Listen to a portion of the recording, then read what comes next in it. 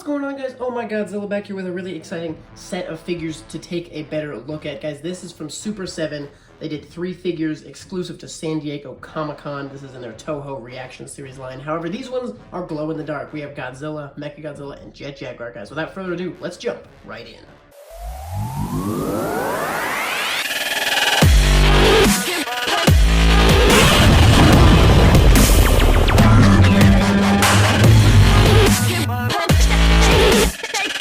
Guys, first thing I want to do is take a look at the packaging. So we have some really cool packaging. A really nice black and white photo of the character. Japanese text, I'm sure, is the name. You got the reaction series here. There's the figure, of course. Jet Jaguar reaction figure. Glow in the dark. Unfortunately, I don't think it says anywhere it's exclusive to San Diego Comic-Con, which it was. They're available online right now, but I assume it's just a limited available stock that did not sell at Comic-Con. Collect 3 monsters. Godzilla 54, Jet Jaguar, Mecca Godzilla. Guys, so there is the packaging. I'm really excited that the hang tab survived transit on one copy of these. Just annoying little collector things that I like. The Mecca Godzilla silhouette looks really awesome. Mecca Godzilla, glow in the dark. There's the beast himself. Back looks the same. And then, guys, the Godzilla, really cool blue. Got a picture of the figure. Again, looking kind of 55-ish with those big old fangs. So yeah, definitely the name, because that's Godzilla in Japanese. That's the only thing I can recognize in Japanese, because I've seen it so many times. I got the Toho logo, of course. Guys, I just wanted to compare it really quickly to the regular packaging. So obviously, different setup here. We got the Japanese name and the kind of silhouette figure versus the big name in English, and the figure in color here. Same reactions thing. And then the back, of course, is going to look slightly different as well, because 6 monsters in the standard line, only 3 in the glow-in-the-dark line. Because I just wanted to take a quick look at the packagings so we can see what those look like. And we will, without further ado now, jump into the figures. We'll slide the camera down a little bit, move these guys a little closer in. Obviously very similar to what we got with the standard figures. We'll take a comparison next to them in a minute here, but let's just take a few seconds first here to take a look at some of the detail. There's Jet Jaguar. Kind of, his face looks a little weird. Kind of looks like, because the silver, they did paint the silver on his mouth a little bit, so it kind of looks like he's got some derpy little teeth, so that's a little goofy. But the colors are still really true, look nice. The glow-in-the-dark patches are all set up.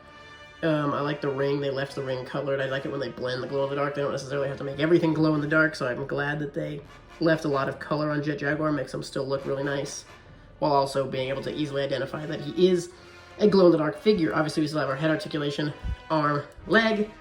These guys are, I think they all have the 5 points of articulation. So, moving into Mecca Godzilla, I love the red. The red and the glow-in-the-dark look really nice together. And it's cool how they left some silver on the fingers there, the spines, the teeth, the little head spine. Looks really nice, color-wise. I love the red, how the red pops off of this glow-in-the-dark material. The MG logo, standing there, looking great. And then Godzilla, guys. I love these little blue patches. You got a little bit coming through on the arms here. Great looking spines, little piece on the chest, and the silver looks pretty good as well.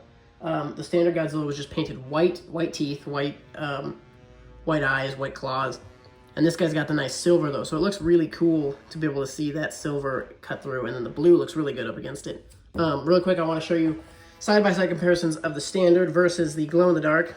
So there it is, Jet Jaguar. Obviously, they just took everything that was silver pretty much and replaced it with the glow-in-the-dark color pieces.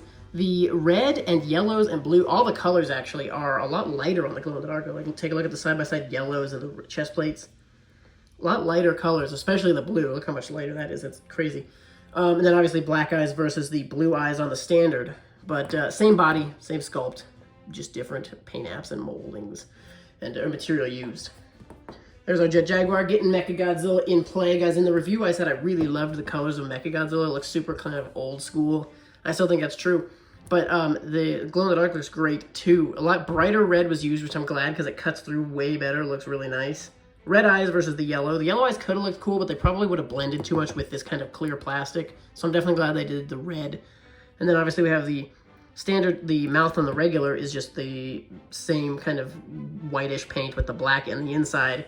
Versus this one is just kind of all silver. So I could have gone for a black on the inside and silver teeth, but that would have been some pretty precise painting that probably was a little too extreme for them releasing these $20 figures.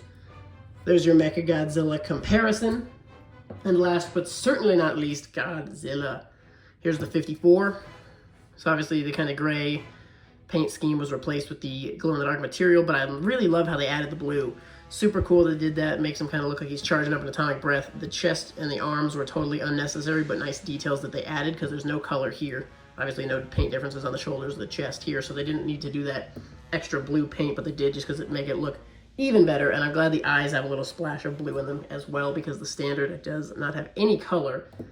So guys, I'm definitely super glad I picked these up. They were on Super7's website. They were, at the time when I posted my unboxing of these a couple days ago, they were still on Super7's website. However, I'm not sure if they're still in stock, but if they are in stock, I will post those links in the description if you want to pick yourselves up some. From what I have determined, these figures will probably, they sold them exclusive to San Diego Comic-Con, and then they probably took the remainder of them and sold them, or selling them on their website. But I imagine once those are sold out, that might be it. So if you're interested, guys, I would pull the trigger sooner rather than later. I definitely think they're worth it. Same price as the standard releases, but you get that really cool glow-in-the-dark, and the fact that they're the exclusives. You can brag that you got some of the SDCC exclusive figures, guys. I wanted to size them up to a couple things really quick. Obviously, we already took a look at against the 3 that we saw. Here's the Godzilla 57, very similar in size. And then the Mothra, which I would love to get a Mothra glow-in-the-dark. I think that would look super cool, especially if they still include the egg. I think that would be really cool. The colors would probably be really perfect on that. There's our Rodan, so obviously same scaling as the other ones. But I grabbed a couple other figures to show off against. This is the Trendmasters 1994 Godzilla 4-inch. Pretty good scaling, actually, with that guy. Fun fact, if you didn't know, this is the very first Godzilla figure I ever owned. So pretty good scaling against him. Surprisingly enough, the Funko Pops actually have a pretty fair scaling, but he's not really going to scale with too much else. He might scale with the Bandai Minis they did for the 60th anniversary, but certainly won't be scaling with any of your 6-inch figures. So just wanted to do a quick sizing. Now let me charge these guys up and we'll take a look at the glow-in-the-dark. Alrighty guys, here we are with the glow-in-the-dark, and these guys look incredible. To be honest, I haven't actually looked at them glow-in-the-dark yet, so this is my first time seeing them, and they look really cool. The glow-in-the-dark totally cuts through, looks awesome. Let's check out the Mecca Godzilla. You got the MG poking through. The spines look awesome. You can even see, you can tell that the eyes are red even in this low lighting. It looks really cool. And then of course Big G himself.